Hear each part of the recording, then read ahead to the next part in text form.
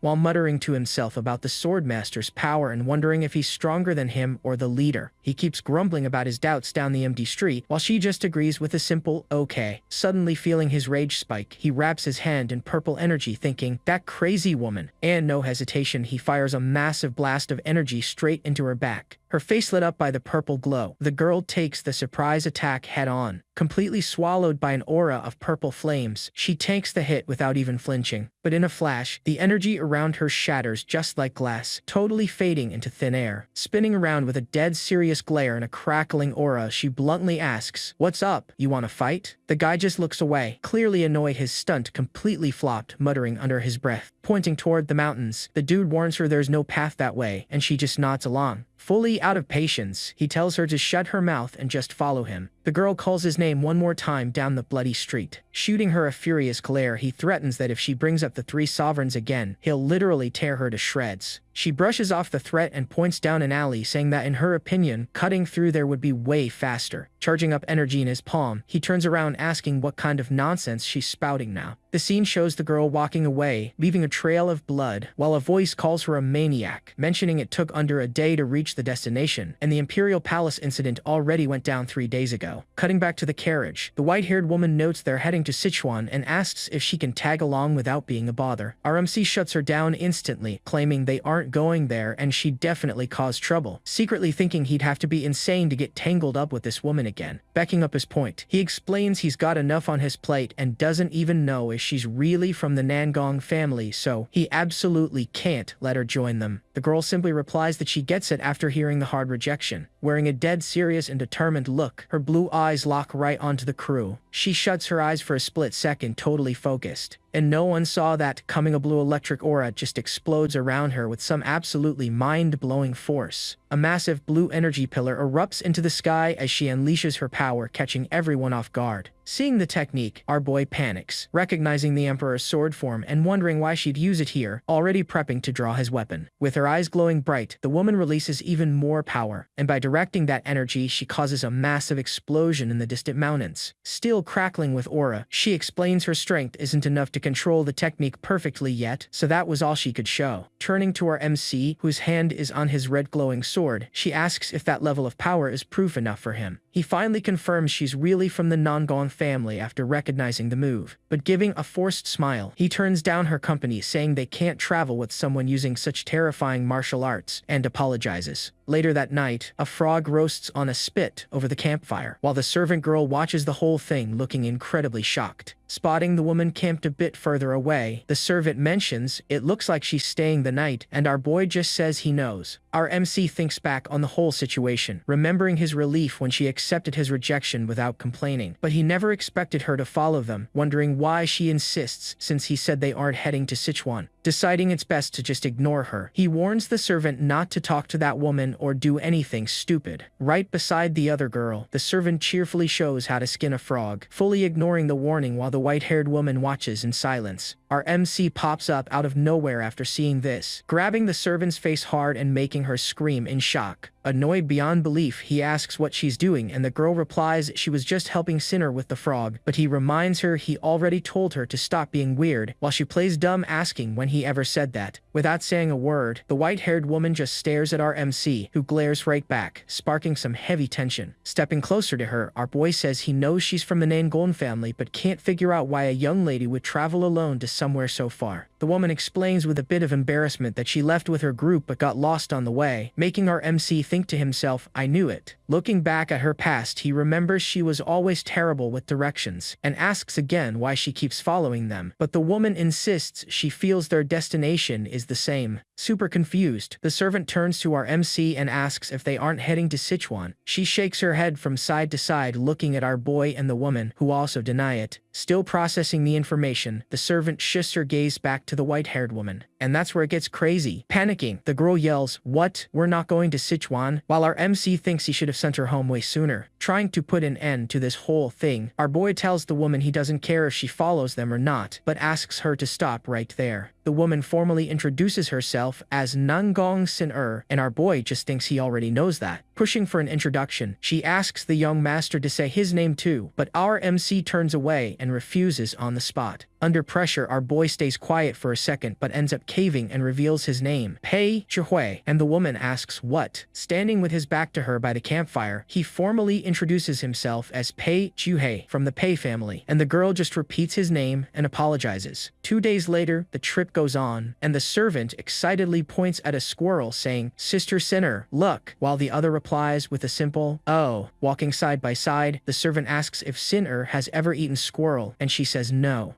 As the servant is walking and chatting with her new companion, the carriage slows down, and our MC yells for the girl to get in already, but she asks if Sinner can hop in too, and he answers with another question, "Do you think she can?" Rejecting the offer, the servant says she doesn't want to, then annoying our boy, but right then, Sinner asks if she can get in the carriage, dropping an awkward silence. Inside the ride, our MC asks the guard Wu Yan how much longer they have, and hears that at a normal speed it'd take 1 day, but at this pace, it'll be 3. Noticing the situation, the guard suggests to the young master that, even though he doesn't know the reason, maybe it'd be best to let the girl travel with them. He mutters with a grumpy face, sighing and admitting there's no other way. Spotting a village down in the valley, the guard suggests they stop to rest there, giving his master some time to think things through. With a firm step onto the stone courtyard, the group finally arrives at the village. Stretching out relieved, our little MC mentions they only have 1 day left now, and the guard agrees. Happy, it's their last night without having the camp. The servant arrives carrying Sinner on her back, shouting excitedly that her sister is gonna sleep with them, and the white-haired girl asks, surprised, if she really can. Scolding them for the scene, our boy says if he allowed it, it's fine, but orders the servant to put her down right away, questioning why his servant is carrying such a noble lady, and the girl explains it was because her foot was hurting, reminding him he didn't let her use the carriage. Since they've already arrived and need to stop causing trouble, our MC tells her to get down, and Sinner herself gently asks where she wants to be put down. Suddenly, the servant points in fear at a group walking up, saying those people are wearing the exact same clothes as Sister Signer. Running straight toward them, a white-haired guy yells out desperately, "Sister!" He grabs her shoulders, asking where the heck she went, and as she knows how long the family's been looking for her. And the girl just apologizes, saying she got lost. Annoyed, her brother says that's why he told her to walk tied to a rope, but the girl dodges him, replying that it'd be way too embarrassing. With a look of relief mixed with worry, the guy says that because of that, she vanished for a whole day, leaving him half dead from worrying. Turning to the girl on his sister's back, he asks who she is, and the kid introduces herself as Shuerei and points to her master, who irritably orders her to get down already. Our boy connects the dots, thinking that being Nangong Sinner's brother, that guy can only be emanating a blue thunder aura. The guy introduces himself as Nangong Tianjun from the Nangong family, the one who will be known in the future as one of the 5 swords of Merim, but right now is the Thunder Dragon. A smile on his face. Our MC also introduces himself as Pei Juhui from the Pei family, saying it's a huge honor to meet the famous Thunder Dragon here. Laughing awkwardly, the white-haired guy says it's not a big deal and that he's being praised too much. For a split second, a serious and piercing look flashes, showing his suspicion. Switching tones completely, the guy asks how exactly he ended up walking alongside his sister. Our boy makes up an excuse, saying they bumped into each other by chance on the way to Sichuan and decided to travel together, while the servant thinks in confusion,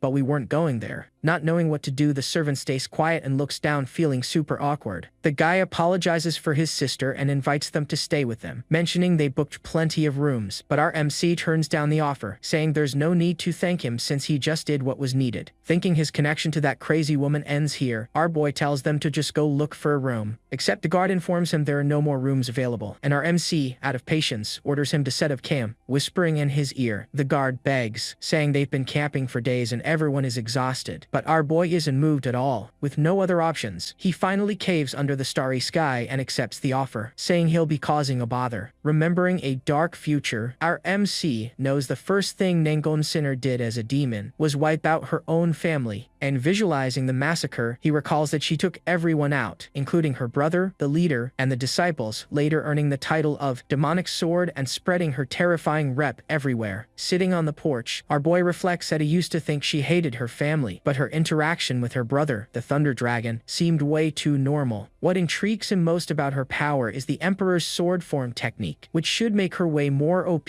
than her brother, yet there are zero rumors about it. Finding her brother completely normal and wondering what the catch is, our MC decides to head into his room. But as he opens the door, he runs right into that exact guy coming toward him down the hall. Approached by the young man, he gets asked if he slept well and says thanks for the awesome room. And no one saw that coming. Out of nowhere, the guy grabs him by the collar with some crazy strength. With a dark and threatening glare, her brother tells our MC he really needs to know his place. Stunned beyond belief, our boy can only manage to ask, what? Continuing the threat, the guy says he thought about leaving him alone once, but he clearly doesn't know what's good for him and shouldn't have even dared to speak to his sister. He swears to tear him in half if he tries anything else with his pure sister, angrily bringing up the servant who carried her on her back, Chu. Right at that moment, his sister shows up, and the guy does a complete 180, flashing a huge smile and loudly saying how happy he is to host him, while she asks what he's talking about. Pulling his sister by the arm, the young man calls her to get some breakfast, leaving our MC super confused behind them. Our boy comes to a single conclusion watching this bizarre scene. They're all out of their minds. Right after that, his guard walks up and asks if he slept well, starting to drop comments about the people from the Nangom family. Out of patience, our boy tells the guard not to even mention those people and asks when they're heading out. Told the preparations are done and they can leave right after breakfast, our MC thinks with relief that at least his guard is normal, leaving the guy unsure if he should thank him for the compliment. Saying he wants to eat and bounce as fast as possible since he can't stand being around that family, our MC walks into the dining room. Inside, he finds the servant and sinner, who apologizes for not greeting him earlier, while the other invites him to join them. Seeing he isn't eating, the servant offers her buns, claiming they're delicious. But our MC just glares at the two of them, annoyed, and asks if they really have to sit right there, sitting down at the table with them. He says he doesn't care about the servant, but that the young lady's spot shouldn't be here. He points to the main table, telling her that's her spot, and the girl replies she just picked a close seat, but now her brother is giving him a death stare. Turning around to look, look, Sinner asks, "What do you mean?" With a forced smile on his face, her brother asks if she really thinks he'd do something like that, biting into his bun angrily. Our boy thinks he has no clue what that guy is planning, but their next run-in will strictly be at the Tang weapon exhibition. He stands up all of a sudden, saying he's eaten and is leaving since they won't see each other again, and there's no reason to stick around. Leaving the room, he tells the servant to take her time eating and come out later while she calls for him to wait, and Sinner just nods along. With a distant look, the white-haired woman goes quiet for a second, but a dark aura starts radiating off her, showing that something is definitely off. Covering her mouth, she seems to feel a sudden wave of sickness. Her brother steps closer, calling out, "Sister, sister," and using a possessive tone. He asks why she's sitting there alone when everyone else is at the main table. A sinister gleam flashes in her eye for just a moment. Standing by the table, her brother is swallowed by a dark and threatening blue aura, revealing his true nature. The girl defends her choice, saying she sat there because it was closer, but her brother scolds her, telling her to sit in the right spot next time, and she just apologizes. Leaving the inn behind, our boy heads out with his group under the rain that's starting to pour.